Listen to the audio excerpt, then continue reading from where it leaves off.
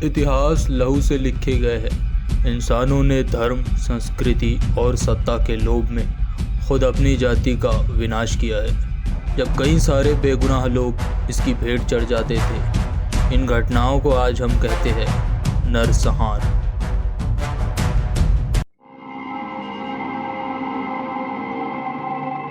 कई लेखकों, जिनमें जैरेड डायमंड और रोनाल्ड राइट प्रमुख हैं, इनका मानना है कि निएंडरथल, जो इंसानों के पूर्वज माने जाते हैं, इन्हें होमो सेपियंस ने मार डाला था, इसलिए वो लोग आज विलुप्त हो गए हैं। पुरातात्विक सबूत बताते हैं कि होमो सेपियंस और निएंडरथल्स कभी एक ही समय में हुए थे, लेकिन ऐसे क्या हुआ कि सिर्फ होमो सेपियंस बचे और निएंडरथल विलुप्त ही हो गए।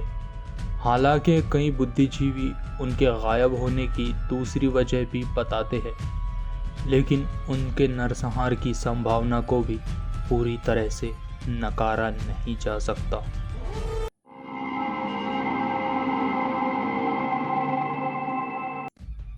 स्कॉलर्स ऑफ एंटिक्विटी यानी पुरातात्विक विद्वान जेंडरसाइड्स और जेनोसाइड में फ़र्क बताते हैं।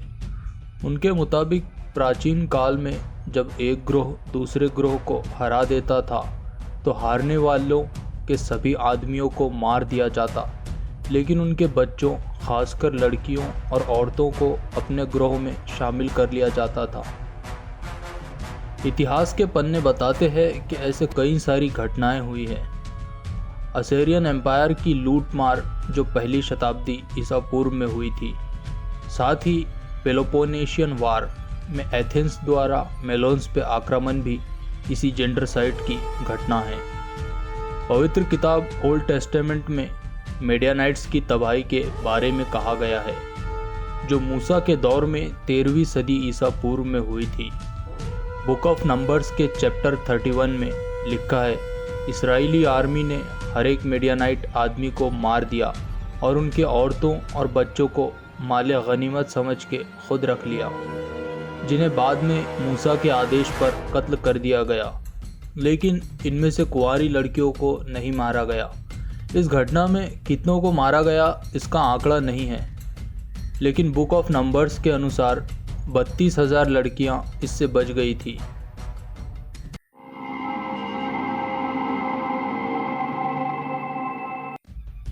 गैलिक वार्स जंगों का वो सिलसिला है जो 58 बीसी से 50 बीसी तक रोमन्स ने गैलिक के कबीलों पे आक्रमण करके चलाया। उनका कमांडर उस वक्त जूलियस सीजर था। जूलियस सीजर बताता है कि उसने इबुरोन्स के हर घर को जला दिया था और उनकी फसलों पे आदमी और जानवरों को छोड़कर उन फसलों को तबाह कर दिया था, जिससे अगर कोई बच भी जाए तो वो भूख से मारा जाए। सीजर कहता था कि वो इबोरोन्स का नामो निशान मिटा देना चाहता था और उसने सच में ऐसा ही किया। इसके बाद इतिहास में इबोरोन्स का कोई जिक्र नहीं मिलता।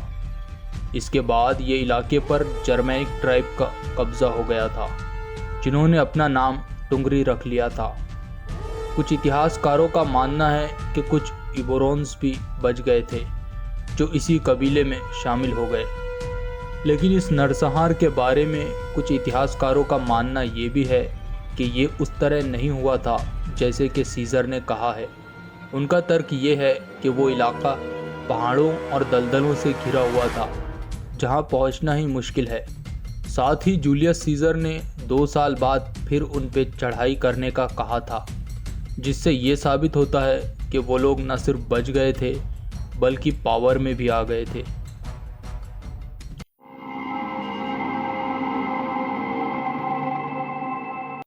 बार खोखबा रिवॉल्ट यहूदियों का विरोध था जो उन्होंने रोमन्स एम्पायर के खिलाफ किया था। इस विरोध की कमान सिमोन बार खोखबा ने संभाली हुई थी। ये विरोध 132 से 136 सीई में हुआ था। इससे पहले भी 2 और विरोध जूडिया के इस इलाके में हो चुके थे। यहूदी यहाँ रोमन्स की बजाय खुद हुकूमत करना चाहते थे। पहले विद्रोहों के चलते इस इलाके में भारी रोमन फौज की तैनाती थी, जिससे यहाँ की टेंशन और भी बढ़ गई थी। मेसोपोटामिया से लीबिया तक हर जगह यहूदी विद्रोहों को कुचल दिया गया था। इस विद्रोह का कारण एक नया शहर भी था जिसे एलिया कैपिटोलिना कहा गया है, और इस शहर को जेरूसलम के खंडरों पे बनाया गया था। साथ ही माउंट टेम्पल को तोड़कर वहां जुपिटर का मंदिर बनाया गया था। इस जंग में 5,80,000 यहूदी मारे गए, लेकिन इससे कहीं ज़्यादा लोग भूख और बीमारियों से मरे। साथ ही कई सारे युद्धबंदियों को गुलाम बनाकर बेच दिया गया। जूडिया के यहूदियों की इस दुर्गत को कई इतिहासकारों ने नरसंहार का नाम दिया है। इस जंग में कई सारे रोमन्स भी मारे गए। कहा जाता है इतिहास के इस काले दाग को देखते हुए बादशाह हेड्रियन ने दूसरी सदी में जूडिया या एंशिएंट इसराइल के इस इलाके को नक्शे में सीरिया पैलेस्टीना का नाम दिया था। इससे पहले कि हम आखिरी नरसंहार की ओर बढ़े, राज वाला चैनल को सब्सक्राइब कर लें और बेल आइकॉन को दबाकर ऑल पे कर दें, जिससे आपको इसी तरह के यूनिक वीडियोस मिलते रहे।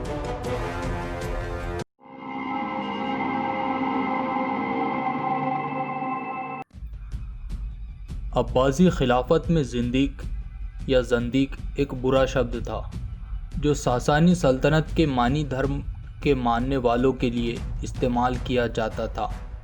लेकिन 8वीं सदी ईस्वी में जंदाका को कई सारे ईश्वरों को मानने वालों, एग्नोस्टिक्स और नास्तिकों के लिए भी उपयोग किया जाने लगा।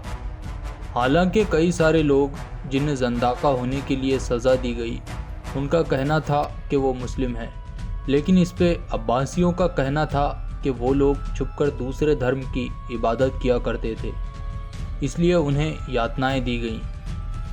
अगर कोई एक वक्त पे इस्लाम के साथ साथ दूसरे धर्म को भी माने तो ये इस्लाम का अनादर है, जिसके लिए उन्हें सज़ा दी जाती थी।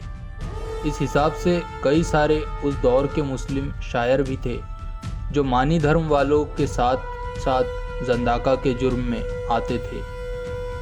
जंदाका का जुर्म कोई मामूली नहीं था, मुल्जिम को मौत की सज़ा तक हो सकती थी। खलीफा अबू अल अब्बास का कथन है, सहिष्णुता प्रशंसनीय है सिवाय मजहबी मान्यताओं के, क्योंकि ये धर्म के लिए ख़तरनाक है।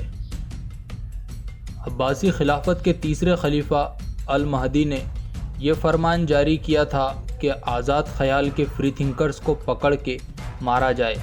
इस फरमान के बाद बहुत बड़ी संख्या में लोगों को मारा गया। कोई जिस पे ज़रा सा भी फ्री थिंकर या जिंदीक होने का शक होता, उसे कत्ल कर दिया जाता। महदी के बाद ये काम अल हादी और अल हारून रशीद भी करते रहे, लेकिन इसकी तीव्रता कम होती गई। इस पॉलिसी ने एक नई पॉलिसी के लिए भी रास्ता दिया, जिसे मिन्हा कहा गया। उसमें उन इस्लामिक स्कॉलर्स को यातनाएं दी जाती जो कुरान की शिक्षा पे यकीन नहीं रखते थे।